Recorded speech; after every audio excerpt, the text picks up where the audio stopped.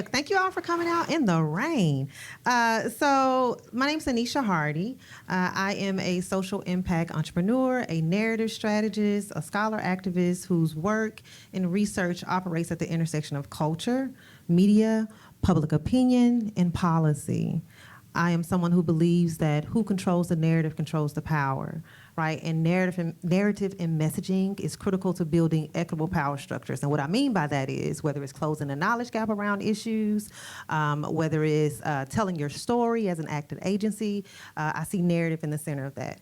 I also want to shout out my team as well. I am the co-founding director of Alabama Values, which is a grassroots communications organization.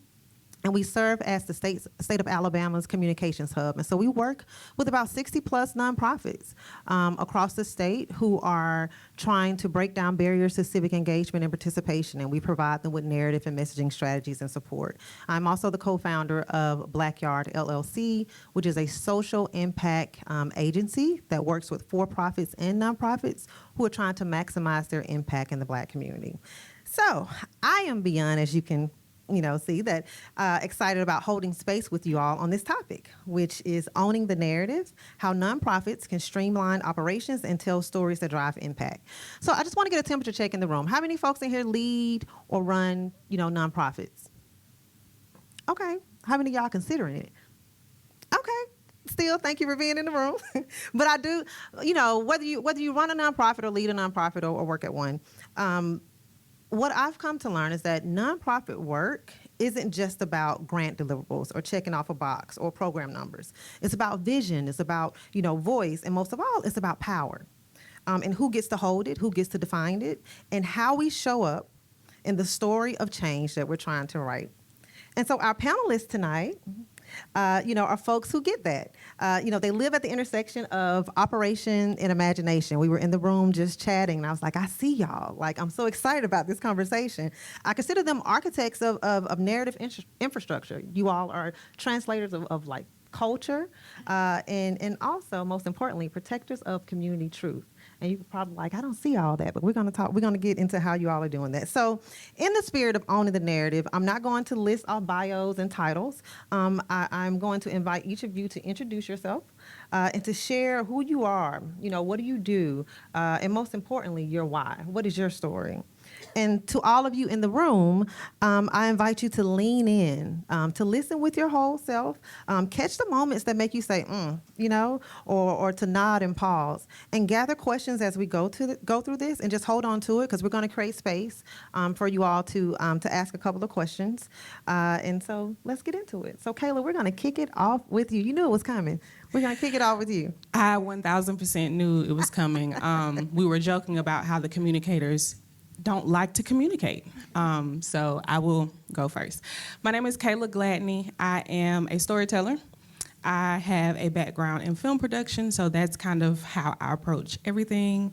For the last, 6 or 7 years, I have been a marketing consultant working primarily with nonprofits. I typically say purpose-driven organizations because there have been some for-profits who just, get it, want to work with the community. But yeah, that's the work I do. I tend to think of my work with these organizations as my contribution to the movements that they are championing. So it's coming from a place of service, for sure. Thank you. Johanna. Yes, hello, my name is Joanna Alvarez, and I'm with HICA, the Hispanic and Immigrant Center of Alabama. I'm the director for Camino Loan Fund, a new CDF5 community development financial institution. So my mission is to provide access to capital for businesses. My why is I born and grew up in Colombia, moved here 20 years ago, and helping my community to become become over the barriers. That's my mission right now. So. Thank you. Ms. Gillette. Hi, I'm Jalete Joseph Nelms, and I'm the executive director of ANO. It's a nonprofit geared towards helping folks with cardiovascular disease awareness, cardiovascular disease standings in Alabama, and helping to curb that through education and healthy living. I also serve as a city council person for Ward 4 in Homewood, and basically my why of everything is actually communicating a little bit better in what I do and informing those in the community of how they can be engaged. One of the things that I started out with is being a broadcast journalist. That's what I went to school for, and I like to always use that in a way to help people tell their story. And I always try to empower folks to tell their story and let them know that no matter what they do, when it's their turn to give exposure to what they do or who they work for, they hold that knowledge and are there to share that through, these channels. Yeah, so thank you all so much for your work. And Kayla, I'm going to spin back around to you for the first question. So you described yourself as a storyteller. And when we were talking earlier, I described you as someone who builds systems, rooted in communications, care, a people-first approach. And you're also the founder of Dunn & Co. Media, where, narrative meets infrastructure. And so I want to pose a question. How do you design systems inside of mission-driven organizations that supports authentic storytelling, especially when those organizations are under-resourced or in, rapid growth mode? Yeah, so I think for me, perspective is everything. So how you think about something, how you understand it really informs how you engage with it, right? And so in my experience, I have found that many nonprofits let their tax designation status get in the way of them being great companies. And what I mean by that is in a typical for-profit company, because profit is the focus, we are also thinking about the people who are buying the thing that is making the money. What I found in nonprofits is that we are typically centering those who are giving us the money, and the people we're serving end up being an afterthought. And so if we approach nonprofit work not as charity, but as real work, we look at nonprofits as businesses and companies and not just something to do on the side, I think we could shift how we prioritize the stakeholders. So instead of looking at program participants as statistics or, checking off grant requirements, they are clients, right? And so what they need and who they are should be at the center of the work. And so in my experience working with organizations, bringing kind of that outside perspective and kind of shifting everybody's perspective internally to focus on the clients, it just naturally impacts how we work, right? And so for me, I'm always trying to figure out what the client needs, what are their day-to-day actions, how can I get inside of their mind so that I can talk to them. I think if organizations did something similar with the clients, right, how do we get the whole team immersed in the work and not just the 2 or 3 field officers where everybody else is still on the inside, disconnected from the people they're serving? I think if people got more ingrained in the work, then it would naturally impact systems, right? So being able to figure out what clients need, what they do, what their experiences are, impacts my particular area, right? Even down to things that seem as far removed from that work is finance, right? Like you can think about your clients, you can center your clients in every single aspect. And so I think if we make that shift first, then it's easier to build systems that align with that. And when we talk about storytelling, we all now have context for those stories because the stories are the stories of the clients, right? We aren't seeking them at the end of the year for the impact report. We all naturally have them because we have been talking to those folks. We have been thinking about them. We have been centering them in the work we're doing. So, Yeah, no, thank you for that. You really grounded us in the power of intentional narrative infrastructure. So I want to build on that by turning to someone who's navigated, narrative work across public service, higher ed, and community work. Jalee. Your career spanned journalism, donor relations, media, and public service, including your current work with Central 6 and your role as Homewood City Councilor. And you've seen, what narrative looks like from every side, internal, external, political. And so I want to pose a question. How have you seen the alignment or misalignment of messaging in operations? How does that affect trust, especially between nonprofits and the communities that they serve? I'll start with misalignment. A lot of times folks are misaligned because they're afraid of stepping out and collaborating with, say, another nonprofit, or afraid of collaborating with someone in the community to get to a common ground. And in broadcasting or communications, I always tend to take that first experience out of college of being a broadcast journalist and allowing people, no matter how serious the matter is, to use that platform to tell what they need to come across and get in alignment with, like things in the community, or whether you're trying to, for example, build a dog park. And there are going to be people who don't want it near their house. So you have to take that communication and present yourself as the person on that side and this side, and get that misalignment back in gear so that you're able to accomplish the same goal usually by just collaborating and telling your story in a way that it can apply to everybody. Yeah, no, I appreciate the insight. I think, your experience and what you just shared reminds us how trust lives at the intersection of collaboration. And also what we say and what we actually do and how we show up. And so I want to turn to you, Joanna. I want to bring you in now because your work sits right at the crossroads of community, dignity, and financial storytelling.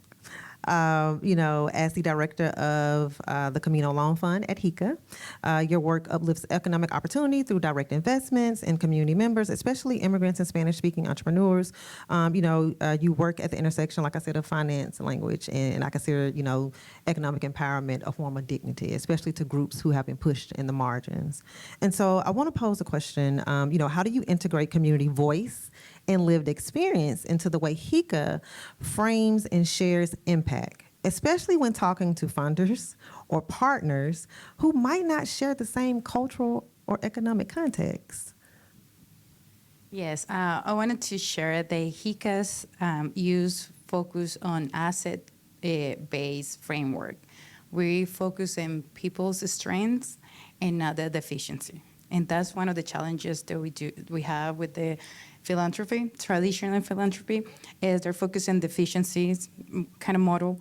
But what we're trying to integrate is the community, they already have the strengths and a lot of skills they bring to the table.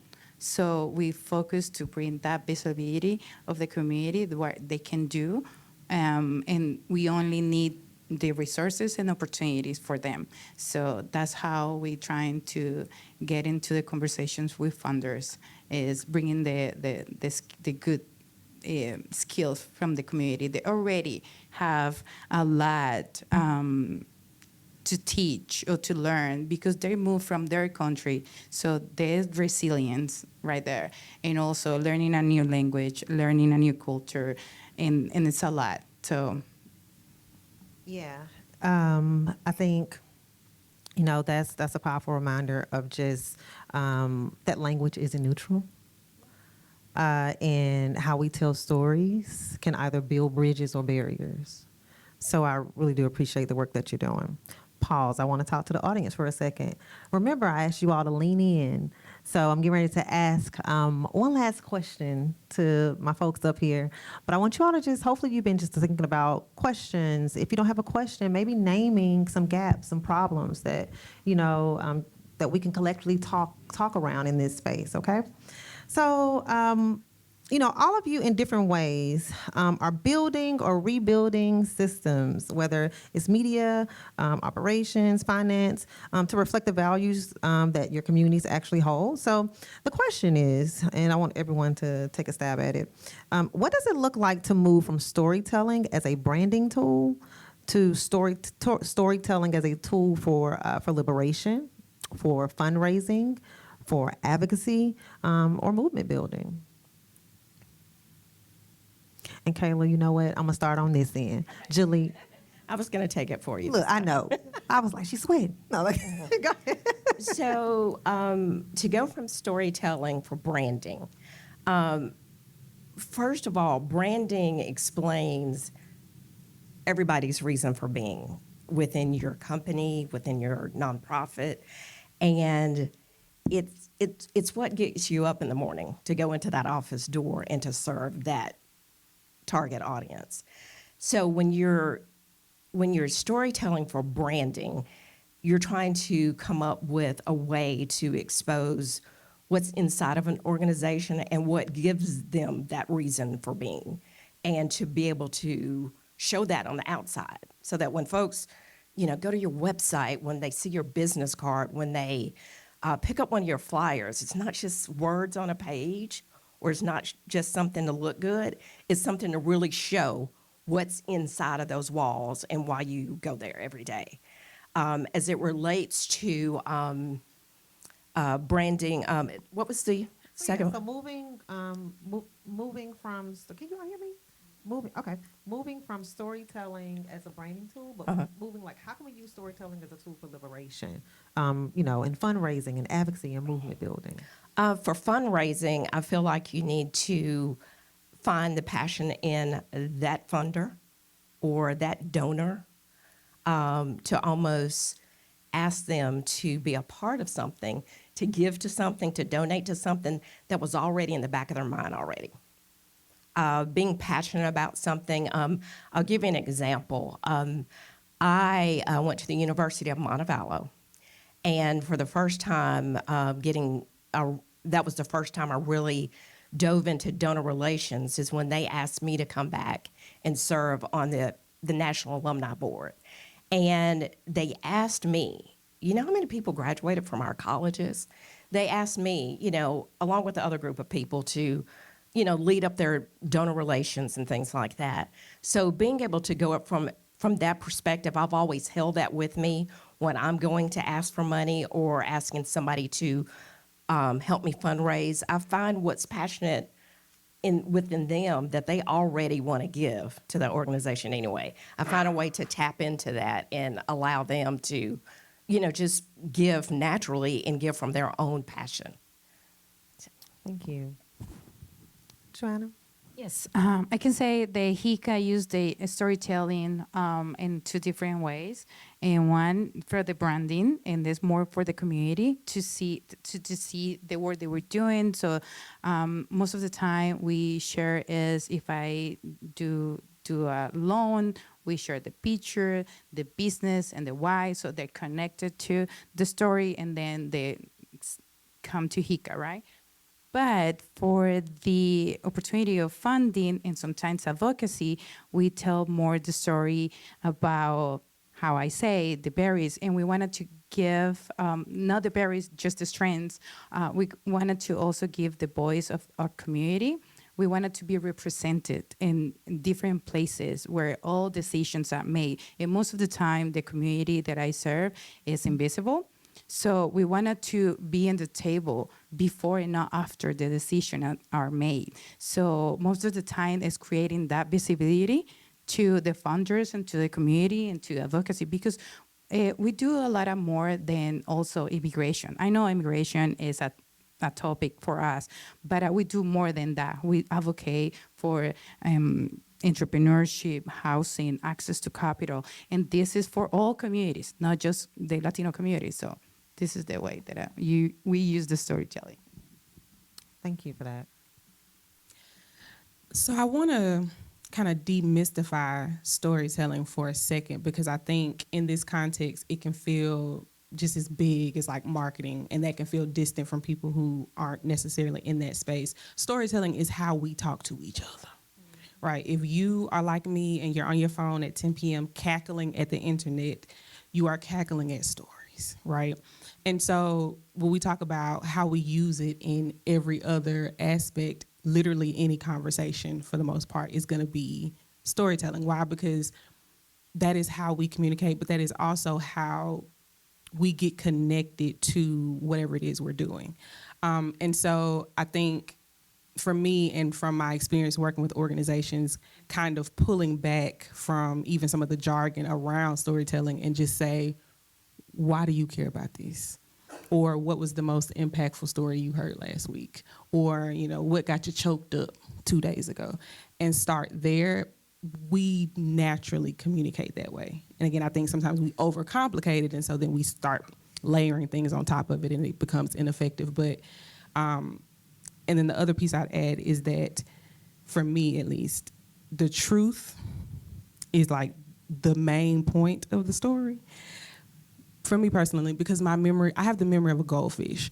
And so I actually just need whatever I'm saying to be true and factual, so I don't have to worry about trying to remember a lie. And so I'm interested in the stories of organizations, right? Like how they came to be, how they've transformed over time, what some of the people who are involved in the organization care about, how that has impacted specific people out in the world. Like, how do we tell those stories, hang on to them, and then those become our talking points? Because one story can demonstrate your entire mission, vision, values, every area, every program area you have, every type of funder that you have. One individual story could encapsulate all of that. And it is going to be the most effective way to do it anyway, because that is what people remember. Some of my clients, I still remember their personal stories. I can repeat off of the top of my head because it is just it's just how our brains are wired, right? And so I think leaning into the truth and leaning into the stories of people, things that have happened, things that you've experienced, things that bring up feelings for you, leaning into those things naturally, I think are going to help when it comes to, like I said, fundraising, advocacy, liberation, all the things. Yeah, and thank you so much for demystifying that, right? And I just want to add that, and it's so beautiful that you were just like, look, this is how I see it. Because there's a whole science and a whole school of thought around what you said. So storytelling is a universal language. It moves across culture and time. It is our first language. And there is one of my favorite communication scholars, Walter Fisher. He talks about how people are natural storytellers, and we see the world through a set of stories. And oftentimes, a good story trumps a logical argument. And unfortunately, we're seeing that play out right now, even in our political landscape. And that instead of reasons, we base our reasons based on the stories that we were told and the stories that we have digested and adopted over time. And that's based on our background and culture, right? And then there's also neuroscientific research that says that when we encounter a story, our brain does something unique. It releases oxytocin, which is the empathy hormone. And that's the hormone that makes us want to do something good or makes us feel good. So even as you talk about, just in a very simple way, just, your folks, like tell the story, or your organization, tell the story, tell your why. So thank you for bringing that in. So I'm facing y'all now. So hopefully you all were leaning in, and I want to just kind of open space in the audience for us to just have a collective conversation. Whether it's around this idea of storytelling, whether it's around the idea of some of the pervasive narratives or stories that you're seeing right now out in the nonprofit space, or right now, this industry in itself is under attack, if I can, just put it out there like that. And the nonprofit space is a very unique space. It's a very communal space. It is the village space. It's how we, whether it is in health or in finance, this is how we come together as a community to support each other. And we're seeing that infrastructure being attacked. And so with that, I want to invite you all into the conversation to ask some questions or either make comments. Hey, I have a question. So I went to a workshop probably a year and a half ago, and it was all around race and nonprofits.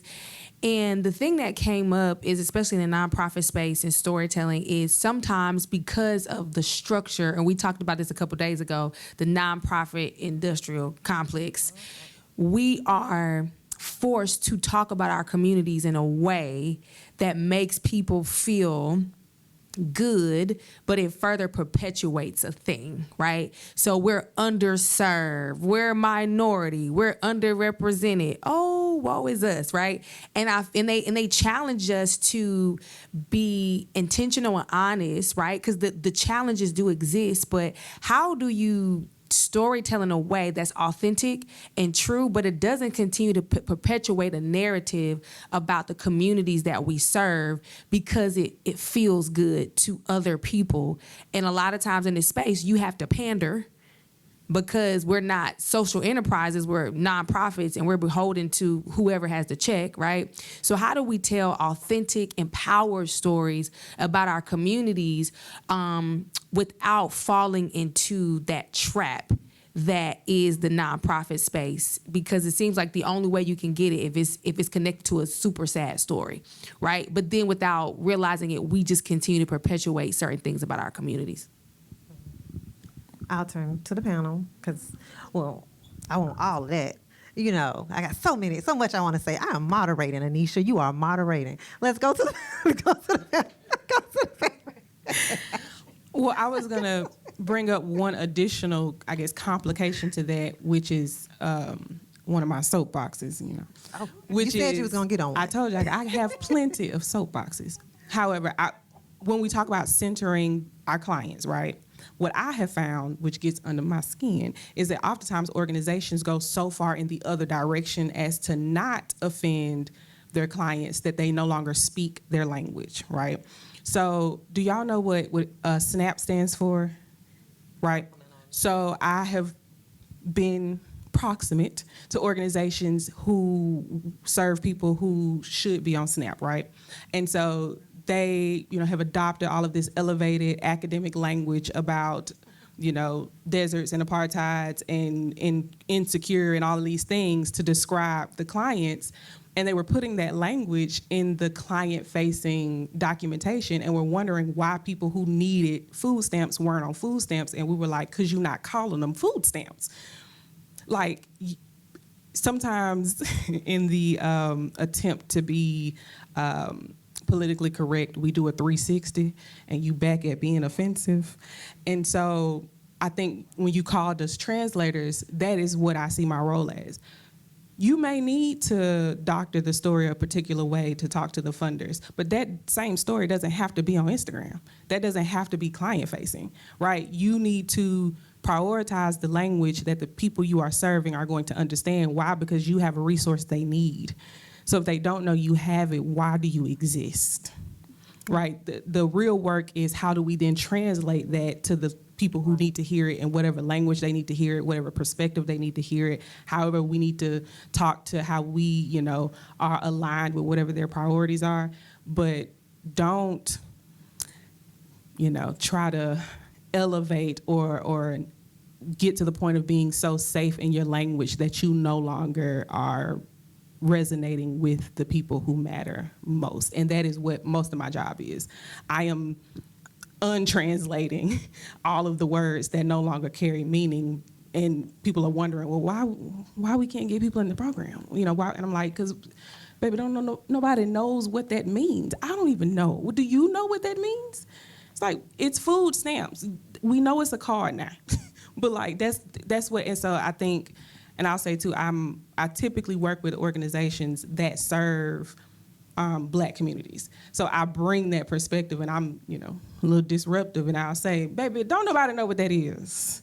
Like, grandma don't know what that is. Like, we have to change that. So I would just say, in the conversation and thinking about trying to, censor language in a particular way that's empowering, make sure we don't go too far and defeat the purpose. Yeah, and I do think that, I do think that we use in doing storytelling, there are two words that we use interchangeably and we shouldn't, which is messaging and narrative. So messaging is data driven. It is the vehicle for the narrative. Narrative is meant to be persuasive. So the messaging is the words, the language, the visuals, the picture. And remember I said it's data driven, and that data is based on who you are targeting. And then we have the narrative. The messaging becomes the collective narrative when it is shared across different mediums, different platforms. It is the frame. So we can agree upon a certain frame, but we should have different messages within that bucket that would target different groups. But to your question, also, Alicia, something I picked up in your question as well, and thank you, Kayla, for providing a very tangible example of what that looks like and how we need to try not to go too far on the decentering lens. But something that you mentioned, I am actually dealing with, because language does matter, and stories can perpetuate certain things. Stories are connected to what I call ideological power, which is our own perception about what is possible, what we think, how we see ourselves, how we see our community. And so when we use terms like marginalized communities, like I don't like using that term anymore because it puts it does not center the systems that cause this marginalization. And so it is up to us to start using stories and narrative to shift. So you hear me say things like communities who are pushed into the margins, right? Versus someone who's marginalized, like it's not. So I think that we do need to spend some time looking at some of the pervasive narratives that are out there, narratives that are harm, and as a community, what's some narrative shifting work that has to happen, and that's on us. Like, how do we shift? And I think stories do that. And then also balancing, I do want to say, I think storytelling, there is a ethical storytelling, let's say that. I think there's a balance between, because we see how powerful storytelling is, there's a balance between the power of that and also doing it in an ethical way. So making sure that we're centering the appropriate voices, making sure that we're not, perpetuating trauma for dollars and cents, because that's really what you're talking about. And so that's really what you're talking about. And so I often tell the groups that I work with that it is your story to tell or not tell. You don't have to tap dance for anyone. You don't have to validate your lived experience. And I think those who are leading in the nonprofit space are standing in the gap for that, because that is something that we have allowed to happen. And I think now that we're seeing the infrastructure being pulled, the funding infrastructure being pulled from up under us, we're like, well, dang, Audre Lorde told us that the master tools were never meant to dismantle his house, and they showing us now. So at the end of the day, we're doing if we do, doing if we don't, then let's stand with our people.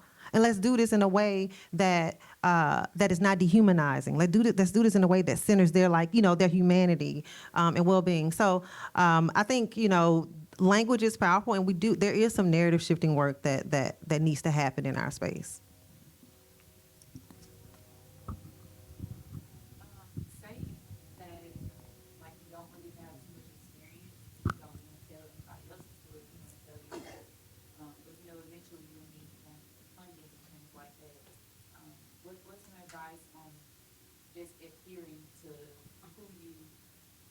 adhering to the funders, but also adhering to who you be interested in serving based off telling the story of telling?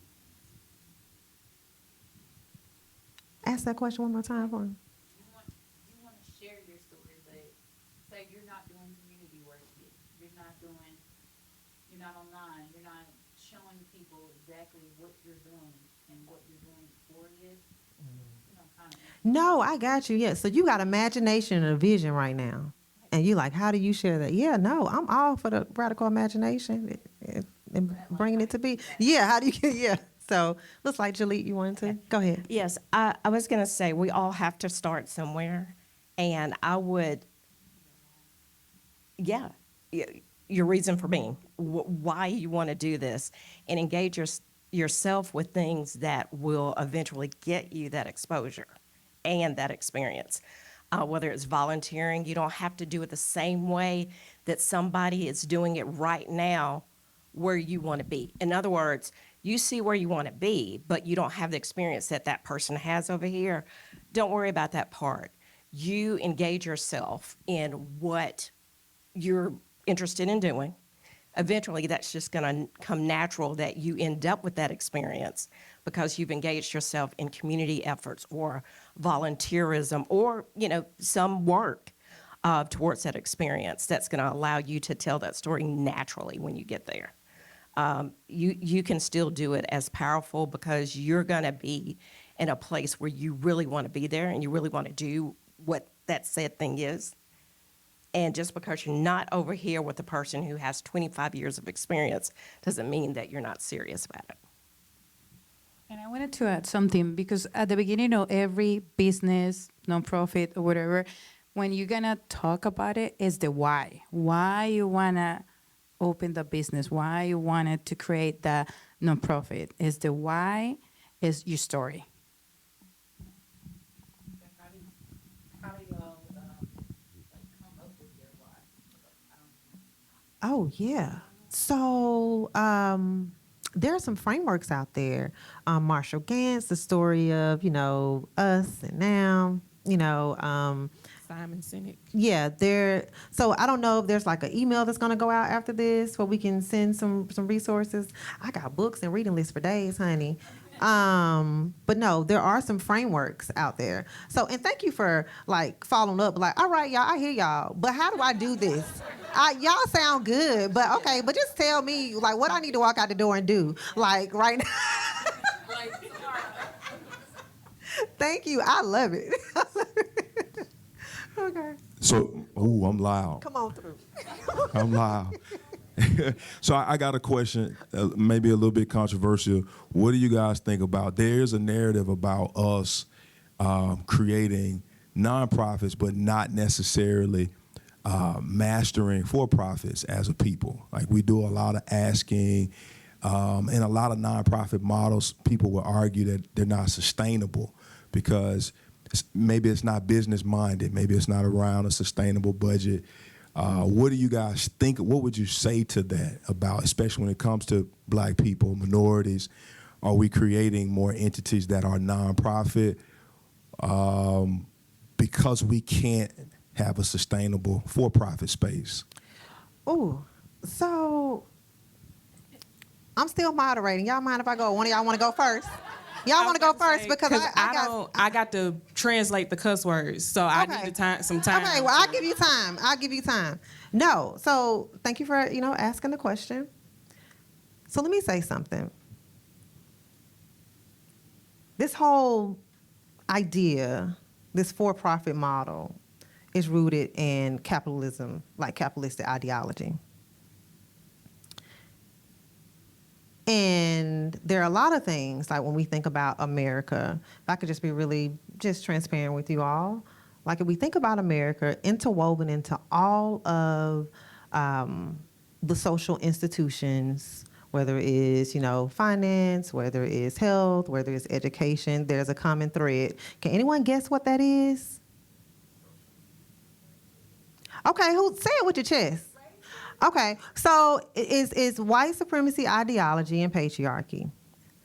And so when you think about the framing of a sustainable for-profit versus the essence of a nonprofit, and like how it's mission-driven, it's community-driven, it's people first, it's liberatory framework. What that sound like, y'all? It is about the village. It is about, not making the oppression of our people a commodity. Like it is about, sustainability is measured by communal impact and not bottom line. Like you see that difference, right? So when I hear folks say that, a lot of folks in our community start nonprofits, yeah, because of how we approach like showing up in our community. Now, what I also know to be true, what I do understand is that just because you have a nonprofit does not mean you can't be intentional with your infrastructure, like you talked about. Does not mean that you can't have systems and process in place. Shout out to Polaris Birmingham for trying to help folks, do those things. So we still have to. It just can't be raggedy. Not, it got to be. You still have to have infrastructure. But I just want to name that there is a reason why you have certain communities who are starting nonprofits. There's a reason why folks in this country who have who are running who are entrepreneurs is right now Black women make up most of the entrepreneurship in this country. And there's a reason behind that. Like when we look at the historical context of people who were denied storefronts and had to make a way, right? When you look at the historical context of how we had to be creative and innovative with how we built wealth and turned over the dollar in our communities. Like, so what you're seeing is the generational like building, you know, on those things and taking from some of the tools and lessons in other spaces. So I just want to just name that there's, you know, when I think about for-profit, when people say what, you know, like what a for-profit model is in America, like a lot of that is rooted in capitalism. And, you know, and I have some issues with that. I probably haven't translated all of the cuss words, but I think it's okay. You might be able to say one. So what she said, right? And short answer, yes, we got way too many nonprofits. Yes, we need to stop. Yes, we need to build social enterprises. So yesterday we had a conversation about social enterprises. How can we shift to that model and away from the nonprofit industrial complex? Again, another soapbox. I'm going to try to hold my mule. I think what happens is, in response to what you explained, we don't think about just reimagining the things that exist, right? So instead of saying, you know, all of the things that are representative of how we, you know, how our ancestors approach the world are associated with nonprofits, and then capitalism is for-profits, let's just redefine what for-profits are that include naturally what we care about. Because if you're solving a problem, you can make some money. Like, you don't have to be giving stuff away to help people who need help. Also, we have to give people opportunities for dignity. So people want to pay for services, y'all. Like, and so for me, I feel like we overcorrected. We overcorrected, and I think it's time for us to move back to the middle. The other thing is, I can't help you if I ain't got nowhere to live. So, like, we do need to have pathways for financial stability. We live in a capitalist society. Like, you know, I guess we could decide that we don't, but I don't know how that would work. What I'm getting at is, I think we can do good and do well. Like, I don't think they're mutually exclusive. And I think from the community standpoint, it does feel like we overcorrected, we divested from for-profit because it is hard. This country was not set up for us to do that well. And so typically we will engage for, you know, a certain amount of time, and then it's like, oh, y'all don't want me here, bet I'm a piece up out of here. But I don't, like I said, I think we overcorrected. I think there is a model for how to make a living, do well, do good, give people an opportunity to, because I'm all about self-determination, right? I don't want to help you forever. I just want to help you help yourself, right? And so I think the nonprofit model and the industrial complex it has created, and the culture it has created, which is kind of back to what I was saying before about the perspective, I think it took us too far in the wrong direction. So I've seen that conversation online. Yes, we got too many of them. And I think all it is the conversation yesterday, social enterprise. I think that's the answer, because we do have a communal spirit. We want to help. I could talk to somebody who has an idea for a nail shop and a nonprofit to help other people become like hairstylists, barber. Like, we just think like that. And I think all we need to do is repackage what we think the solution is, which, again, I strongly believe in social enterprise. We're going to have to figure out how to get the people who want to fund things philanthropically to give to those types of entities. So that's back to structural, systemic stuff, right? Particularly here, the ecosystem here is not set up for if you trying to make some money and do some good, right? They want you to have a 501c3. Yeah, so we got to change that. But I think tax purposes. Exactly, and that's it. Yeah. They just want to hide some money. Yeah. It's not really about fixing a problem. So how do we tap into that, right? Because tap into the fact that people do have money they're trying to get rid of, while also doing what it is we want to do and need to do. And I think this is a good place to bring the audience in the sense of, because I believe knowledge is power. And so like there may be questions around like certain gaps, right? Because for example, I always believe that a nonprofit should be trying to work itself out of business, right? And then also understanding that for profits, there's this thing called corporate social responsibility. How many of you heard that term? That's embedded within for-profit organizations for them to do nonprofit work, So I think there are structures that are out there, but I don't think a lot of folks in our community are aware of what that could look like. So you know what you know, and then you don't know what you don't know. So it's like, dang, So I think, I'm curious, just like, are there, just hearing what you just heard, but like, are there questions, kind of how you just asked, like, what do I need to do when I leave out the door? Like, are there questions like that? Oh, go ahead. Oh, question. Okay, we'll go here, and then he had his hand up here too. How you doing, ladies? Hey. So, to answer her question, I just started a nonprofit, and I did a 1023 easy, and I called the IRS today, and I walked in on this thing not knowing y'all was talking about this today, and I'm still learning about it. But I called the IRS today, and they basically told me don't call me no more because if you file before this certain time, you just need to wait. So they told me where to go on the website so I can find it. But I did that on my own through ChatGPT, just to let you know. Okay. It literally took me 10 minutes to do. I paid, they sent me to the right places and all that. My nonprofit, I'm entrepreneurial. I have an entrepreneurial mindset. I love to make money. I love making a deal. But I also see some issues in my community. And what I plan to do about it, and the reason I'm starting a nonprofit is because on the front end, I want to see if there are funds. But I plan to do this on my own or with a couple of partners who own businesses also. And what it's called is Trades and Tech Collective, meaning you have trades and you have technology. And these are the two things in my life I think that's most important for us to teach these kids and young adults right now. And these things gonna sustain them for the rest of their lives because I make money on the side doing electrical work. I make money on the side doing HVAC work. And I'm in the liquor business. I own liquor stores. So I see the issue and I see what we could do and we can end up funding it ourselves. And my goal is to train these people and have people who actually do electrical work and they're masters at this and that, train these people and in a sense funnel them out to these companies like Alabama Power and all these different companies, and then we can make money that way so we don't have to keep asking for money.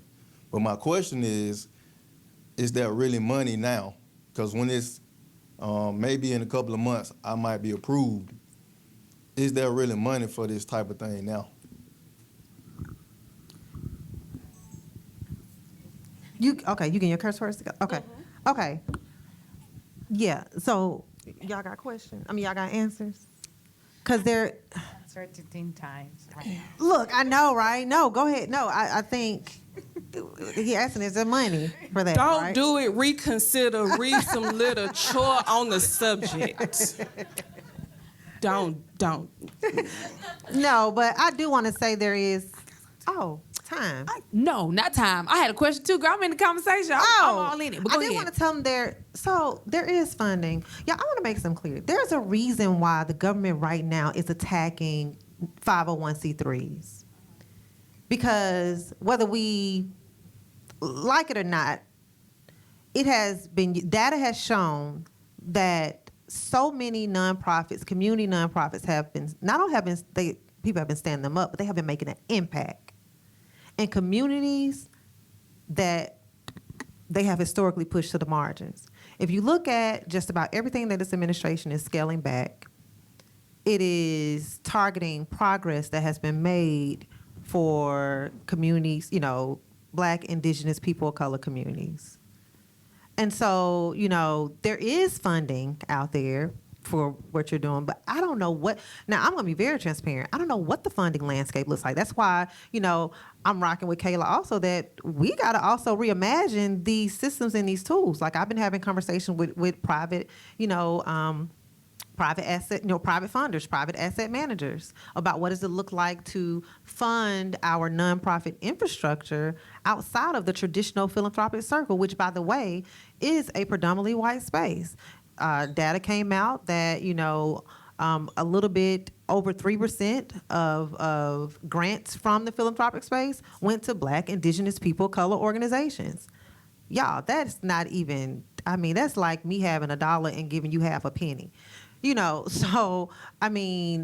So I do think there needs to be this restructuring, this reimagining, of like our systems. Like, I don't think we need to throw like all the, what they say, the baby out with the bathwater. Like, I think we got some lessons and some seeds that we can probably go and plant somewhere else and grow a new tree or something. I don't know, a hybrid. I don't know.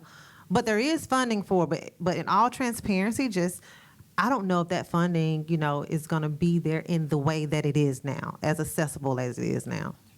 Yeah. And then we had a question right here, but did you want to chime in on that? No, I And was then just I want to gonna go to say, you. I think you have two options. You can. I'm going to encourage you to do this if you haven't already. Looked into what organizations or initiatives already exist that are helping students in that area, and just go plug in there, because we probably don't need a new one. And the other thought is, which is down the line of my where I have been hypothesizing and strategizing, is, can you hire these folks? Can you just actually give them jobs? Like, does it need to be that you have a nonprofit to go teach them something? Can you just hire them and one-on-one coach them, each one teach one, reach one situation, and let it permeate that way? Like, does it, because it probably doesn't have to be a whole nother entity. You could probably just cast your bucket down where you are. Oh, the state of Alabama has a program. I'm actually trying to look it up, where they will pay. She said something earlier. People they don't know what's going on. I'm there though. I'm there. I'm in the area. People don't see me. I am helping with my own money, but I need more of it. And so people don't know. Like, I had a 23-year-old guy coming in my store the other day, crying and everything. They really don't have no direction. They don't know that you're gonna need eating the apple for the rest of your life. They don't know that you can make $1 million doing it, or just make a good living doing it. I went to a school. I got a full scholarship to go to. I got a full scholarship to go to the Alabama Power School out there in Jasper, and it was a $5,000 scholarship. I didn't finish the class because I was building the store and I had to leave it. But a lot of people don't know about that. I don't even remember how I found out, but I called the people and they gave me the scholarship, and I went out there. It was a 11-week, 12-week fast track course for HVAC. You can get your license and then you can go to work. People don't know that. Where I'm from, where I'm at, where my businesses are, they don't know that. Yeah. So that's what I'm saying. How I have the reach. I'm reaching people, but I'm gonna need a little more than that. So I'm gonna do it, but. Well, no, what I wanted to say I was, wanted to ask something Yeah. about if you teaching these kids to do something, and maybe if you bring these kids to the workforce, it's a lot of money in the workforce. So maybe that's the way that you go. Yeah, I'm gonna get in my questions. yes, do please. your question. Go Thank ahead. you so much. ahead. So just 2 comments and then the question. Brother, I feel you. We need more of us leading that, so let's connect after. And then you see the sister right here, Archie, she got all the jobs. So connect with her, sincerely. Good job. No, literally. So let's do that. The other testimony is shout out to Kayla. She helped get us right and had dividends and returns for the organization I work. So for my question is really around marketing communications, and I'd love to hear from all of the panelists here. Is because we understand, particularly in the Black community and even in some parts of the Latino community, the inability for us to scale across sectors and niches. You find that when you try to engage a PR, marketing, or otherwise firm, that they may not always be attuned to the nuances of social impact and social enterprise, particularly if your business model or theory of change is a very unique, like finance, or it is workforce, or it is food, and that becomes a challenge, when you're trying to justify the management why you should bring on a consultant. So I'm asking this question of you all who work in finance and other places and in the public and social impact sector. What would you tell a program manager about how to select a consultant to work with and how to be a good client, and what is the difference between that and the club promoter, right? And so I don't get club promoter graphics for social impact work, and also to earlier points that dignity is preserved for clients, because Alicia, to your point, I refuse to take white folks to the zoo, right? I refuse to do that, right? And so at the same time, it's also not competitive because white people like to fund the zoo, right? So I'm interested, particularly, and I know Hika's done a great job of this and having a very large sort of client base. I think it's 26 countries or something statewide. So I'd love to hear from all the panels on what folks who are in the social services and social impact sector need to look for in a consultant, and how they can be good clients to work with those type of folks. First, I think HICA is the only organization in Alabama serving the community with the services that we provide. We're kind of 5 nonprofits in one, because we do family advocacy, we do workforce, community economic development, the CDF5, and immigration. So it's a lot of services that we provide, and being the only one, everybody wants to work with us. But how we got there is, I think, is how we find the right consultant is sometimes we have a lot of national partners. Depends on what we wanted to accomplish. The outcome is how you got that consultant. But I think the first thing that every organization need to have is the strategic planning. So based on your strategic planning and what is the outcome of that is how you're gonna get the best consultant. And it's a lot around the country, so. Marketing is my favorite area to address first on. That's how I met Kayla. We tend to interview people on how to tell that story from a marketing perspective. And so for starters, you have to interview somebody and make sure that they meet you where you are, that they're on the same page with you as far as how they want to brand you and how they're going to brand you. I think that outside image is important first. Of course, with you having your core and your strategic plan, but you also need to make sure I wouldn't just pick any, branding firm. I would go seek out somebody like Kayla or somebody else and find out who your person is. And when you find your person, you'll sit across the table from each other and finish each other's sentences. Yes. So bouncing back off what you just said, statement, I think black people in this country are like 12% of the population. But there's a lot of money flowing through black hands. And so would you say in the nonprofit world, is it about communicating to get those? Because we're talking about asking other people for their money.